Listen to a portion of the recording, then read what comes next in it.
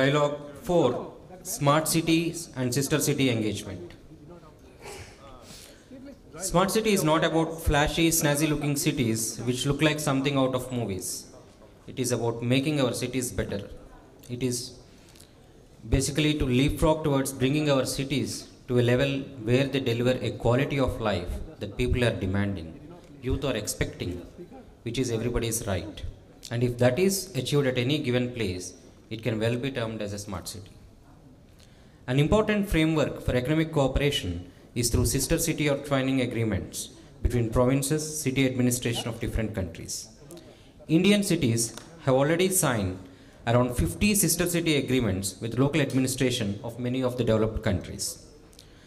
Sister city cooperation assumes further importance in the context of smart cities and sustainable cities. This panel will focus on how sister city agreements could be made more effective tools for promoting economic diplomacy. Saying this, let me invite the panelists, starting with the chair of the panel, Professor Deepa Mani, Associate Professor and Executive Director of Srini Raju Center for IT and Networked Economy, Indian School of Business. I also invite Shri B.V. Paparao, IAS retired, Advisor, Policy and Institutional Development, Government of Telangana. Mr. Andrew Fleming, British Deputy High Commissioner in Hyderabad. Mr. Lee Hai Kwang, Minister, Embassy of Republic of Korea, New Delhi. Dr. B.V.R. Mohan Reddy, Executive Chairman, Cyient and Honorary Consul General of Germany in Hyderabad. And last but certainly not the least, Shri Vinod Kumar Yadav, General Manager, South Central Railway. Friends, please, with a good round of applause.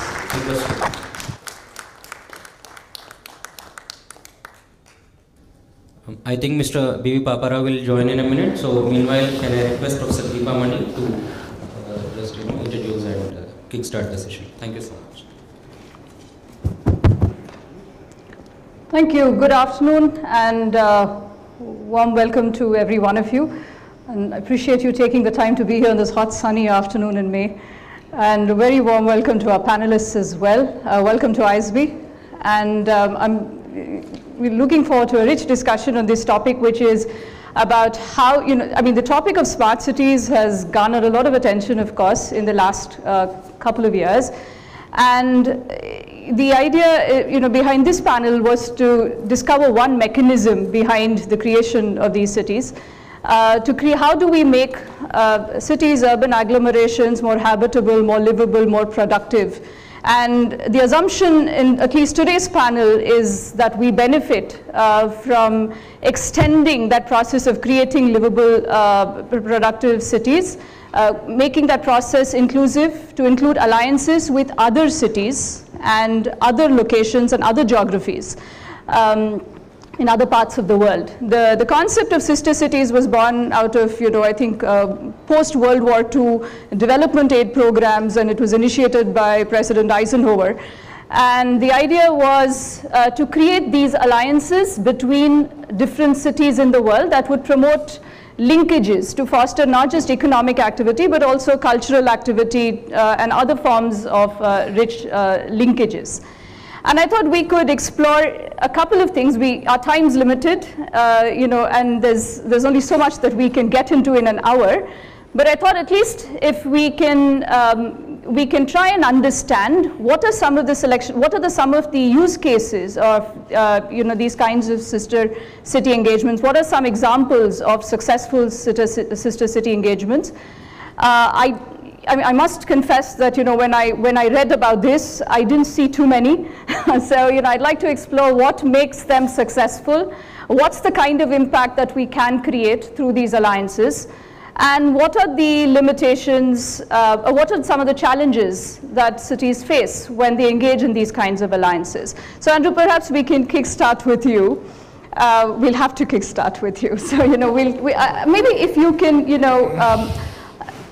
when I was reading about the UK, there are several examples of these. And I wanted to, perhaps if you can throw some light on the first part, which is, we'll start on an optimistic note. If you can perhaps articulate some use cases of some of these successful sister cities? Well, you make it, having said yourself that you're finding it hard to find many examples, now you throw the gauntlet to me, and it's interesting because because yesterday I was at a King's Day reception that the Dutch hosted, and one of the other panelists was there as well, and we were talking about this session and what on earth are we going to say on this topic. But I did happily for you go home and do some research, so I have got something to say by way of an example.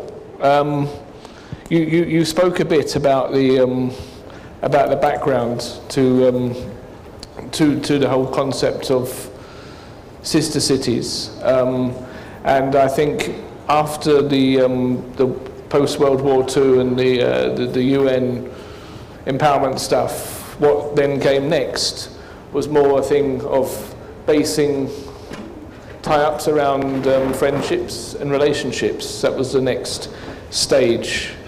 I think the flagship tie-up that falls into this category with the UK is the friendship between Delhi and the City of London, for which a formal agreement was signed in 2002.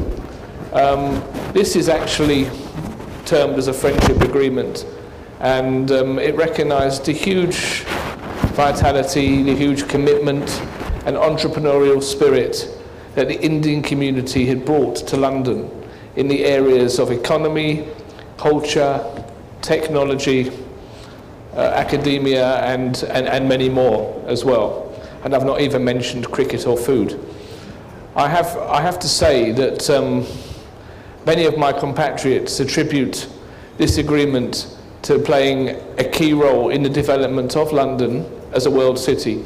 So there was definitely something that came from it from London, but in reverse, and for any of these to be truly successful, London provided technical expertise and support to the city of New Delhi, reinforcing its urban service provisions, heritage conservation, urban governance, and generally measures to make it a more livable place. So this obviously before some of the more recent challenges it's been facing. I think therefore there were some real tangible successes from that particular partnership. Another one is a partnership between Britain's 13th largest city, which is Leicester, and the city of Rajkot in Gujarat, which I'm told is the 22nd fastest growing city in the world. And I've got no idea where Hyderabad fits in that range. Leicester, incidentally, was the first environmental city in the UK, and Rajkot and they have maintained a partnership which continues to this day, and it started 32 years ago. So the fact it's endured that time is a success. And why was that successful? Probably the answer is that 30,000 people who live in Leicester originate from Rajkot. So that was a reason, and that was a tie. So I think they're two examples from the past, and I think since then many other tie-ups have floundered. I'm not specifically speaking between UK and India. I don't have many examples like you, but the concept of smart cities, there was a lot of scandal about officials' visits and what the benefit of it was. I was speaking to another diplomatic colleague about this very point over lunch, and I think that's led to a change in what smart cities, sister cities, are actually about. So, you know, that's evolved, and perhaps we'll come on to speak a little bit about that later. But I think I've answered your question for now. For the most part, yes. I think, you know, one of the things that resonated in what you said is that there is this large, one of the selection models seems to be driven by the fact that there is a large diaspora, right, that exists in one of the alliance partners, so to speak. And that often seems like a motivation for driving cultural linkages between the two cities, and, you know, and other economic benefits thereof that follow because of that.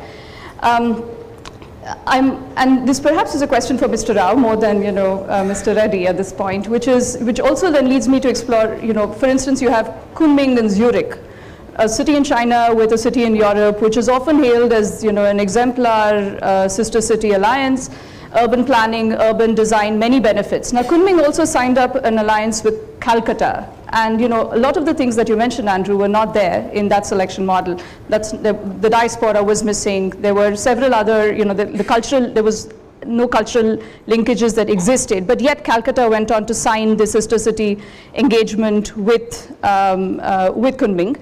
And I'm curious then, from the government standpoint, what motivates the choice of these? And of course, this comes into other questions, which is the theme of today, which is economic diplomacy, et cetera. So there's perhaps some of that which motivates us as well. So maybe if, Mr. Reddy, if it's okay with you, I'll go with Mr. Rao, sure. And I'll come back to you, yeah? So if you can throw some light on, from the government standpoint, what are some of the factors, other than the fact that there is an existing diaspora that exists in this country, that makes a linkage natural and seamless? What are some of the other factors that lead you to select a sister city engagement with another geography elsewhere in the world?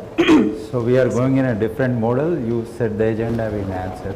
Oh, no. We'll just take it off. You're free to add in any way that you want to this. I'll answer this. These are seat questions only. I'll answer this and then I'll have my own views on both topics and then. Of course. Well, sister city agreements should be as, you should have a mutual interest in. And they work to the extent of culture and exchange of ideas and etc.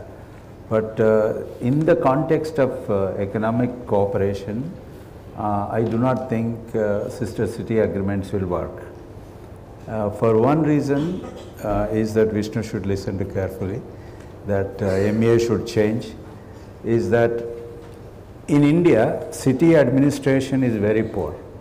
Mayor has no power. Mayor doesn't even have the power on sewerage and water, by the way. I'll come to that later when we talk smart cities.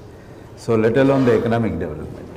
Mayor of any Indian city has any economic power or to invite an industry and set up. It is the state governments who have. So I would say MEA should, in this decentralized cooperation, sister city agreement should be limited to cultural exchanges. Let's say Isfahan and Hyderabad, which has a lot of history. Isfahan, Hyderabad was modeled on Isfahan, Iran. There are a lot of cultural history that can work. But if you go beyond that, like I negotiated for the Bordeaux agreement with Hyderabad. When he started, it was Hyderabad. They actually proposed to Hyderabad in Andhra Pradesh government, which never took off. And when I joined as a policy advisor, I changed the entire context. And now we have a Bordeaux Metropolis cooperation agreement, but more than the culture, it's in economics. Because we have economic cooperation with an aero defense, on wine industry, on other urban development issues. So what we did was we brought the agreement from Hyderabad to Telangana government. So now the agreement is signed by the Chief Secretary of Telangana with the Mayor of Metropolis. Why Mayor there? Because that provincial government in France has no power. Mayor has the power there. So MEA should carefully examine that in future, I would say a policy direction, if it is a simple cultural exchange kind of an agreement, sister cities can work. But if it goes beyond technology and economic, it should be the state governments in India and mayors in Europe, not other way around.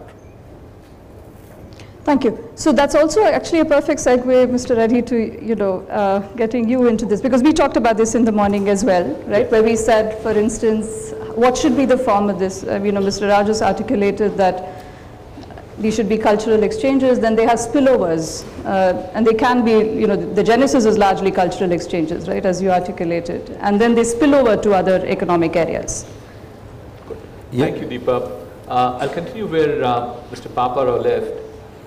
He said that, the sister city relationships could largely be centered around cultural, is what he said in the spillover part we talked about. But if you go back and look at, in interest of transparency, I should say, Andrew and I had this chat last night at the King's Day event about what do we speak. We went and did a little more research.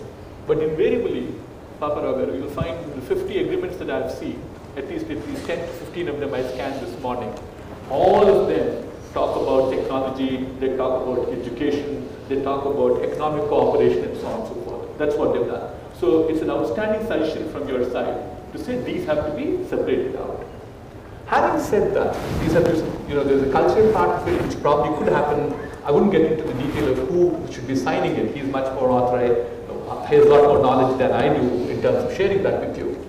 But I think if you look at the techno-economic cooperation that could happen between sister cities, it still is feasible.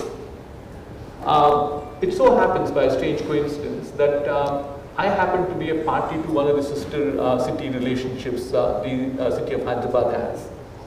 This was with the city of Riverside. It was signed in the year 2000. And there was a reason, you rightly pointed out, Deepa, diaspora was important. Diaspora was the one which moved. Mayor Ron Loweridge was a great man. Tegal Krishnaredi was the mayor here. So we said it will work, so we went ahead and did it. But the key thing that they talked about in that particular agreement was that this is in Riverside, is Inland Empire, which is just off Los Angeles. And St. Anna River flows through the city of Riverside. It was all polluted. And they made substantially large amount of effort in terms of making sure they cleaned up the place, and it's become one of the best gardens that you can see now in the Inland Empire. And the second thing they also talked about is how to preserve the river bodies or water bodies within cities. So I thought that had a tremendous amount of relevance for Hyderabad. We had the river of Mursi, we had this much larger city, all right. There is always this challenge in terms of which type of cities are signing with which other cities at this point of time. But I think therefore, it's not just the cultural part, which I think is very important, but you need to look at, even if you want to sign something, irrespective of whether it's signed by the mayor or the state government and so on and so forth, what is the synergy that gets created? And equally important is, what is in it for me? You talked at length about this Kunming Zurich example. You go back and research into it, you'll find it's not a relationship of yesterday or day before yesterday. It's a 35-year-old relationship. 82. And then what happened to Kunming? Kunming got developed all right. But interestingly, the Austrian products also had a great market place in Kunming province. I think it's Yumen is the province. So therefore, I think what we should look at, there should be some benefit that comes to both the parties. Only then it will work. Is there a real problem that's there? Here was the problem that we talk about Riverside versus Hyderabad, where you can exchange ideas, bring the technology, and make sure that we probably can make that happen in this place. There's no denying who has to sign it is a different issue. The other point I'd like to make is that if you want to sign any of these things, there should be proper authority associated with it. Maybe I'm coming back to what you said, is that mayor comes and goes, and then people just leave them beyond. And the purpose of signing the agreements at times are also extremely doubted. There's an agreement, as much as I've talked about Riverside, I was reading about one other agreement that the city of Hyderabad has with a small town called Miyomi in Japan. It's a 60,000 people city. And how old is the city? It's just about 60 years old. And how old is Hyderabad? 400-year-old city. And what is it about? It'll talk about the same thing: cultural, economic, technology, and so on and so forth. So therefore, I think so long as we can see a purpose of signing these and can execute them well, I think we will have good results coming up. That of course leads to the question of how then do you scale impact? So for instance, what you're saying in terms of if I want, so for instance, when I looked at Kunming and Zurich, what I found interesting was, there was impact in several areas, right from city design, transportation design, urban, the water management, several areas of resource management, technology know-how. There were several areas of impact that were created. And also to your point, Mr. Reddy, the Zurich, the taxpayers voted down the revision of the sister city engagement. So it comes back to the question of what's in it for us. Yes. Right. So how then do you scale this impact? Like you said, it has to, it has to impact both cities. Both cities have to see value in it. And this clearly cannot then be restricted to this government exchange as you talked about it, but a broader exchange between an ecosystem of policymakers, of technocrats, of industry, all of that, right, which needs to start. Let me give you an example, Deepa. I'm sorry if I'm trying to go ahead of others. Let me give you an example. Look at Israel as a country. Look at Tel Aviv as a city. Look at the innovation culture that they have and the amount of leading edge technologies that they've produced. Look back at India at this point of time. The innovation, incubation, startup ecosystem is just evolving in a good way. But deep technology is lacking. What Israeli lacks is a market access. It's a small little country with 1 million people. That's what it is. You have 100 million people here. So there is, if you look at a proposition of this nature, where you can have a relationship on building an innovation between these two cities or states or whatever they are, because if all the ministers are signing, it's the state which has a relationship. I think that is how you can scale them up. Yeah, I think great points. And I'll also take this to Mr. Lee, because I think even from again, when I was reading about this, I found there are 60, in some 60 sister city engagements with just the US alone, between Korea and the US. And with various cities in the US for various, and to what Mr. Rao had mentioned earlier, some of these are about technology transfer, some of these are about sustainable development, some of these are about just pure trade exchanges. So what is the template? What is your template for a sister city engagement? How do you decide, what kind of impact will be created through this engagement with the city? How does that get decided? I can hear you. I'm not sure if, yeah. First of all, I'd like to ask one question for you, for the audience. Anybody know how many foreign missions are located in Chanakyaphri, diplomatic enclave in New Delhi? How many? Yes, for the audience. How? Many. It's a more. But we didn't make the hot count and but I. Yes. That would have. I would allow. So more than. I didn't count. More than 150 missions. More than 150 missions, which is very big numbers.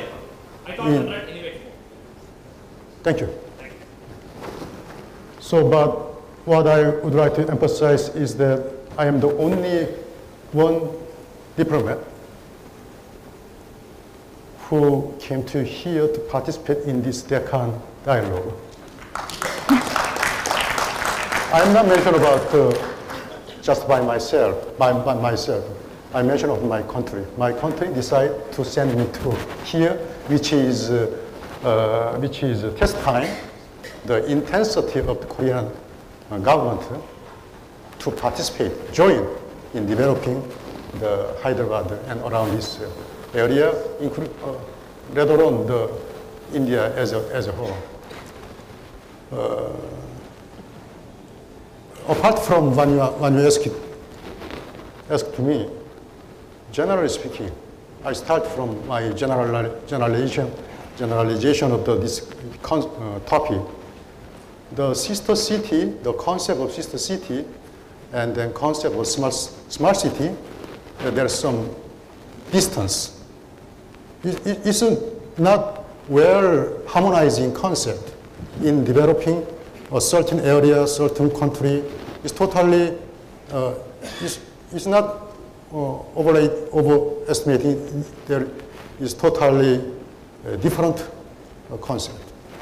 Sister city is a very traditional concept between two cities in the different countries. So for our country, there are about eight cases between India and Korea. For example, Hyderabad also has a cityhood with the Korean city, Suwon.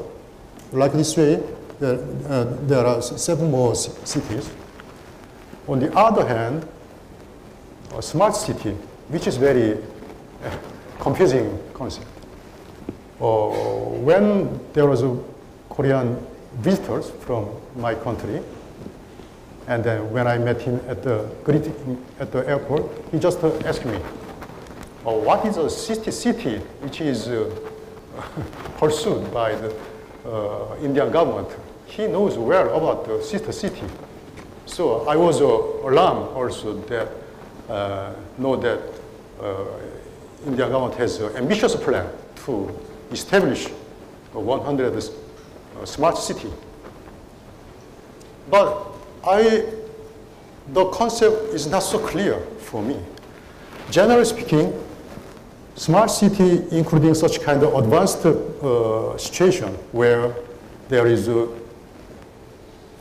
cars without drivers, all houses are interconnected in terms of IT means. Nobody keeps the house, but house is keeping well. And then outside the house, at office, he can turn off his light in his living room by switching off, something like that. For me, it's a very fantastic concept by means of the smart city. We think about that. Also, I also thought about that. But in India, I was alarmed that India government would like to establish 100 smart city. It's very ambitious. It's fantastic. But to be frank with you, when I go to Mumbai, I must steam my nose. So which means that it should be step by step by step. So I would like to advise you to finish it. First stage task, including some basic needs, sewage, drinking water, traffic, housing, something like that.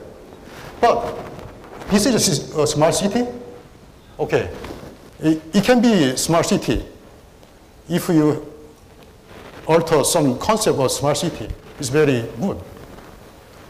But in that sense, Korean government would like to help, intention to help. But the kind of fantastic smart city, this is different from our capability, which we can provide. But anyways, we are very positive toward the Indian initiative. So we are ready to do help. So first of all, repeatedly speaking, I would like to the Indian government or the provincial government in charge of each sister cities to make some concrete plan from the first stage, second stage, third stage, step by step. Being too ambitious means it will be leading maybe nowhere.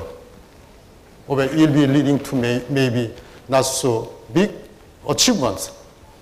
So it should be very realistic and then on the ground, starting point.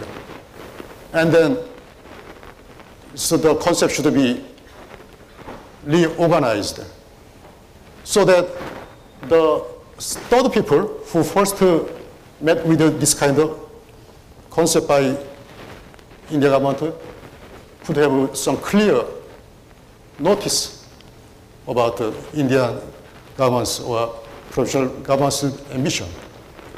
So regarding current Korean government's involvement in this project, as I mentioned, already there are 8 sister cityhood relationship between Korea and India, but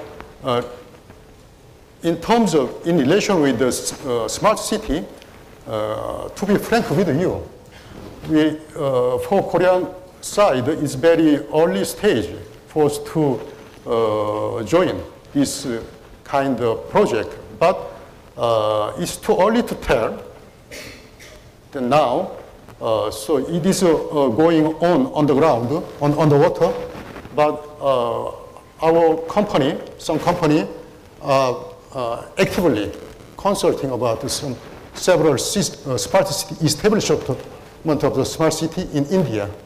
So we hope that this project will be successful and fruitful in the near future.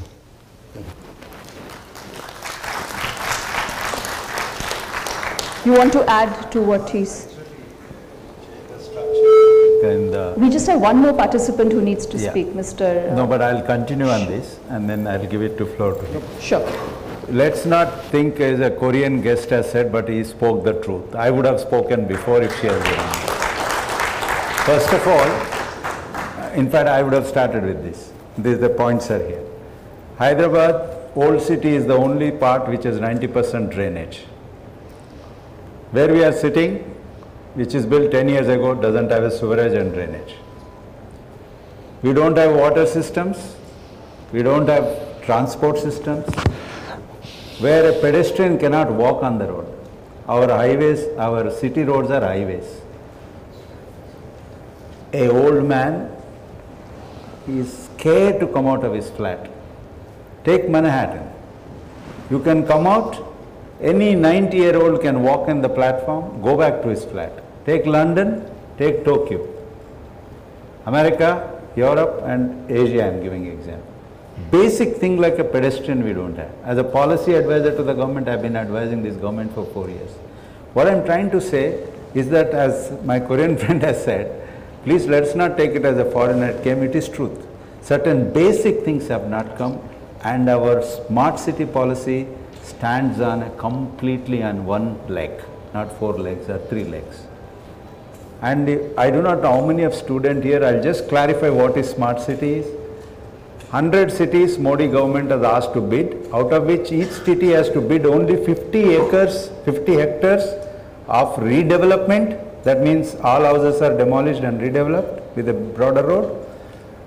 Another part, element is a part of the city, small part taken to be regenerated. That means it will remain there only, but you change the certain things. And the other thing is greenfield development, you can do anything.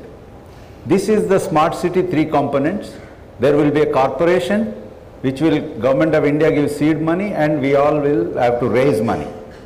Hyderabad bid it, and the Chief Minister Telangana Chandrasekhar Rao withdrew, looking at the scale of this small scale, calling big smart city, 100 smart cities. We withdrew Hyderabad and we gave it a small city called Karimnagar. So Warangal and Karimnagar are smart cities. I participated in it. I think 3 years of implementation, Government of India should, Deccan Dialogue also not should speak everything polishedly, everything going well. Smart city program should be seriously reviewed, and we should have a much bigger problem in urban India on basic needs like water, sewerage, transport, electrification, all this. This smart city program as envisaged by the Government of India as being implemented cannot solve the problem, and Deccan Dialogue can take this as a recommendation to your own former colleague who is now heads the Urban Development Ministry, that he must review it, and I don't think it will take off anywhere. Later that's another. So, one of the things that's come out is, of course, that, the very definition of a smart city, which is, it's a livable city. And it's not just where the government is providing the best services that it can, the citizen is also empowered to demand good services from the government, right? So there is this element of demand and supply. The railways, of course, plays a very important role in the transportation needs and, contributing to the livability of the average citizen and their productivity. So, Mr. Yadav, maybe we can close with you, and then we'll have time for questions from the audience. So if you can comment a little bit, within this theme, if you could comment on, some examples that you've benefited from, and, how these kinds of engagements with a sectoral focus on the railways, some examples of impact that have been created.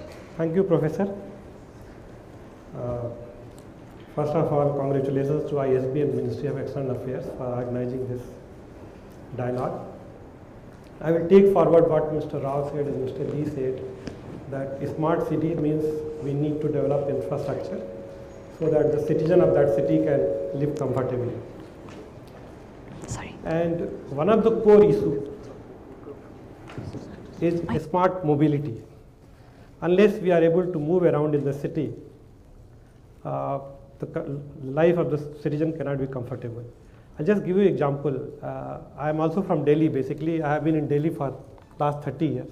I came to Hyderabad only 1 year back. Now, the Delhi, the situation is when this metro was conceptualized, at that point of time also there was a lot of traffic jam, and people used to think then when this metro will come up, lot of Delhi traffic problem will be sorted out. The metro was implemented thanks to our metro man Mr. Sridharan in a very targeted manner, and all advanced technology was used for developing this metro. But still, the metro is full and the road is also full. There is a lot of traffic jam in Delhi, lot of pollution, and the situation is so bad that in the winter, the Delhi government introduced the system of odd and even. On the odd date, odd number vehicle will go, even date, even number vehicle will go, and there are a lot of issues. So now, where we went wrong? We developed metro, very good metro, and still the traffic problem is not solved.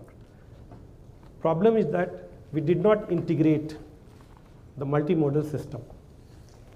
Unless the share of public transport is increased and the people are using less private vehicles, this issue will not be sorted out. So what happened? When we are talking about this smart mobility, we will have to integrate. And integration means there should be a physical integration, network integration, fare integration, then information integration, institutional integration. I just want to give an example. If today you go to San Francisco and if you want to go from place A to place B, and if you try to Google it out, it will tell you that okay, from A to B you have to take 3 modes of transport. First you have to take bus, then maybe metro, then maybe some other mode. It will give all the timings and everything. So you are able to move from A to B. Now in Delhi, metro is very good, but we don't have feeder bus connections. We don't have information and all these things.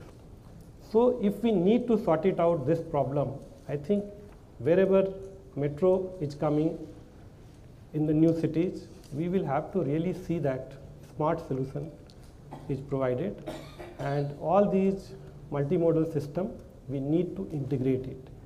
And also we need to use ICT. Unless we use this technology, the latest technology, and we are able to provide the infrastructure to our citizen for transport, and we are able to provide the right information, appropriate information to our citizen, it will be very difficult for us to take away people from people of the city from their private vehicle to the public transport. So that is a very, very important thing.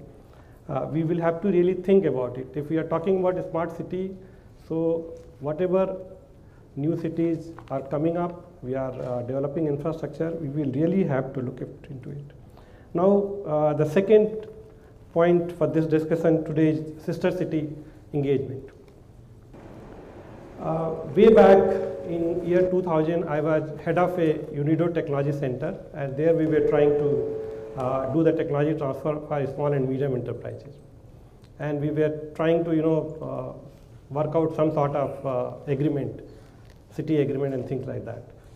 But finally, after a lot of discussion, what we found that we will have to go cluster to cluster arrangement. We took one cluster in Ludhiana and we took one cluster in Germany, and we provided some sort of training between these 2 clusters, not only for technology transfer, but even for market development and so many things. So it was rightly pointed out, the sister city agreements which are taking place, we keep on telling that we are having 50 agreements, we are having for so many cities, we are having agreements. If you see these umbrella agreements, I don't think it's going to sort out the problem. So we will have to really go sub-component. If we want to develop transport infrastructure, we will have to identify for Hyderabad which is the appropriate city with whom we can have agreement, and then this subcomponent has to have agreement with the appropriate authority there. Now, what are the challenges? I'm talking about this integrated multimodal. The biggest challenge is in a bureaucracy how to find out a umbrella organization which is able to handle all sorts of modes. Now, even in the state government, it happened in Delhi also, maybe here in Hyderabad it may be a better situation. The metro is also under state government. The city bus is also under state government. Now, somebody will have to integrate that, okay, feeder buses will be provided. The timing of the feeder buses are available through ICT, so that if someone wants to go from A to B, he is able to find out, okay, from here I have to take this bus, the bus timings are this, then I'll have to take a metro, and then I'll have to take some other transport, maybe MMTS, which is South Central Railway is providing. So these type of arrangements has to be done, and for that the biggest challenge is to find out an umbrella organization within the government, and that umbrella organization just to find, take help of the experience of other countries. We can have some sort of planning arrangement, and then only the actual on the ground we will be able to do something. Thank you very much. Thank you. We can open it up for questions, and we have time for 10 more minutes. Yes, so we have time for maybe a couple of questions. Good evening, panel. My name is Surya Jidigunta. I am CEO of 3P Foundation, a think tank working on smart cities. So I kind of travel all over India, work with different cities. And one of the challenge or shortcomings of the smart cities I see is the government has proposed a special purpose vehicle where they put a IAS officer to head it, and then it is the SPV which has to raise the projects, create the projects, raise the money. But there is some serious lack of capacity. I mean, our cities need intelligent traffic management, electric vehicles, but there is no expertise built in this SPV to do all these things. So what my suggestion is, like, there is outside expertise. Why don't we do some kind of a lateral hiring where we get the domain expertise from outside, fill in these SPVs, and then, we have the capacity to raise money to create the projects. So I think the government should start seriously thinking into getting the domain expertise and fill this SPV so that they can create the projects and execute the projects. That is my suggestion to the government. Thank you. I think I want to react very quickly to you, since you're saying that you travel around and see all these smart cities around. The first and foremost is that we need to get basic amenities right. After that, you can talk about traffic management, you talk about smart metering, smart grid, smart water, all that stuff. So therefore, kindly advise people whom you're saying is get the basic necessities right, whether it is water, sewer, road network, power. Those have to be basic amenities that are required. And after that, we could do rest of the stuff. We can go smart.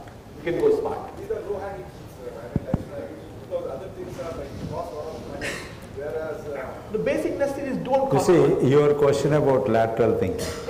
I am saying fundamentally the mayor and commissioner doesn't have power. Where is the lateral thinking?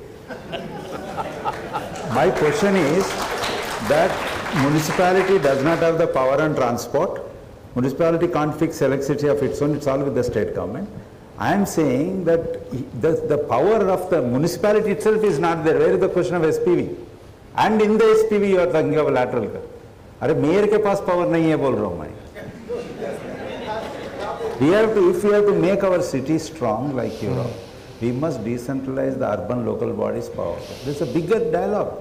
In fact, I would say that the Deccan dialogue should continue next year on an half-a-day session. It's the same thing. No. One is we're talking about Andrew, you want to comment on this? And the other one is we're talking about city. No, I'm not talking urban. He is talking about. We just get one more person to respond to it. Sure. Then. So, hello friends. He's just responding to the question. The question I think was a fair one, and I think it's partly how can the modern vision of sister cities help in the challenges that some of these cities face and the problems that you articulate, sir. And I didn't come on to speak about how I think the whole concept of sister cities has transitioned and has re-emerged as one about business opportunities, trade, investments, employment generation, all of these things that that really matter. So for the UK, we have formed partnerships as a country with 3 of these so-called smart cities. So it's challenging the idea you have to have a city-to-city relationship. It's a country, a relatively small to medium-sized country to some huge city relationships. And we formed partnerships with Indore, Pune, and yet to be built. So therefore there are a different set of opportunities, Amravati. And through the Department of International Development, we have spent something in the region of £10 million in the last 4 or 5 years, which has been about trying to support implementation of the Smart City mission and help these 3 partner cities raise finance for infrastructure development in a range of areas and run projects on intelligent transport system, waste management, energy, all of these things that you're talking about which are challenges. And I think this is a kind of concept, whether it's city to city or whether it's country to city, that forms the basis for how these kind of future relationships need to work. Yeah, hello friends. Yeah. I fully go with Mr. Lee and your guys here, friends over here. See, we all talk big, smart, big. Okay, it's good to think big. Begin small. Why not start with a smart village? Village becomes a model, role model. And if you have 100 smart villages, the entire trans-migration from the village to cities will stop. Migration, pollution, everything will stop. And that becomes a model. And once you have smart village, not smart village, smart villages, smart city will happen on its own. Because the way India is happening, it will just happen on its own. That's my opinion. Humble opinion. Thank you. Does anyone have questions? Questions like... There's one there. Hello. 2, 3. I am S.K. Agrawal, Chief Electrical Engineer from Railways. My question is directed to Mr. Papa Rao. As he is working as an advisor to Telangana state government, and he himself says that our municipalities and mayors, they are not empowered. Even I presume that our village pradhan, Sarpanch are more empowered at present than our mayors. So why he doesn't suggest to state government, at least in Telangana is a more forward-looking state, and ease of doing business with is almost a second ranked. So they can carry on these reforms. Some of the states, I think Karnataka and all, Kerala, I understand, they have done more decentralization for urban local bodies. So same thing will happen there unless our smart cities, because every state government, all the mayors, they take up various cities like Europe and America and other Scandinavian countries.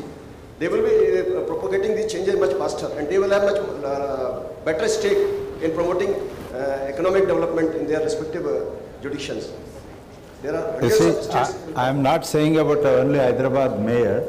I am talking about all India, it is same. So it used to be a constitutional, it should be a completely political structural change between the federation, state government and local bodies. Yeah, amended, but how it is working, it is, not most states are not.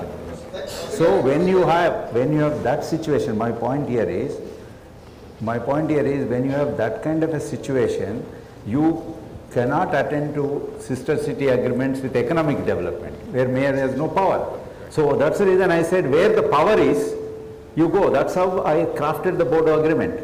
Because Telangana government has a power, so we are doing with them the business in aero defense, we are doing in waste management, we are doing in culture, we are doing in wine industry, etc. So if it is belong to municipality, we are giving to municipality. If it is belong to J.S. Ranjan industry department, aero defense, we are giving. So what I suggested to MEA is that while being this is the political structure of India, that if it is simple urban issues and cultural issues have a sister city agreement.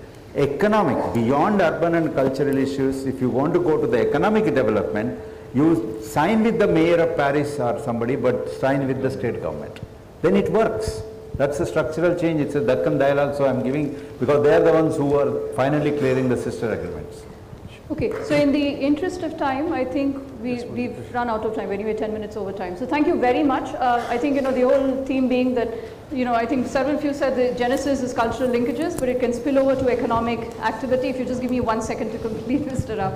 And then, I think Andrew also highlighted that there are many economic impacts as well. You pointed out, for instance, we talked about smart city, we said sustainable development, urban planning, design, you also highlighted examples of that, and you also talked about some challenges with respect to the structure that exist in place. And okay, can you give me 2 seconds? Sure. Man has asked about the villages. Actually, some reason Telangana villages will become model because it is getting 24 hours electricity, it is getting water, and it is digitized thanks to Jason. Maybe we will be a model. Thank you very much. And Telangana villages have better water than Hyderabad and Delhi. Thank you all. That's such an insightful session. And definitely this dialogue on smart city and sister city agreements is an effective tool in promoting the economic diplomacy. Now I call upon stage, I request Professor Rajendra Srivastava, Dean ISB, to come on stage and present mementos to the panelists as a small token of our happiness and appreciation.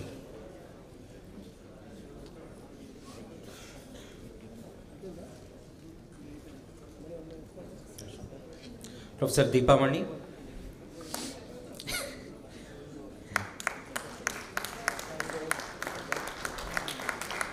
Chair of the session, Shri B.V. Papa Rao.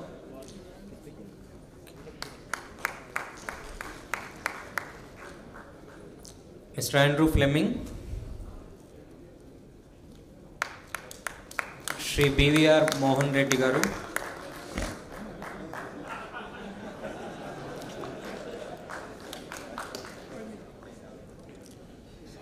Shri V.K. Yadav.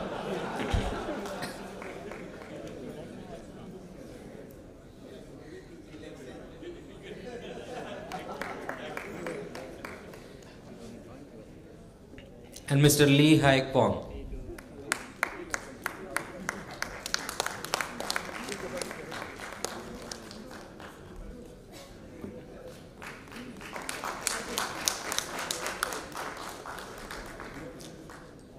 Dean and all the panelists,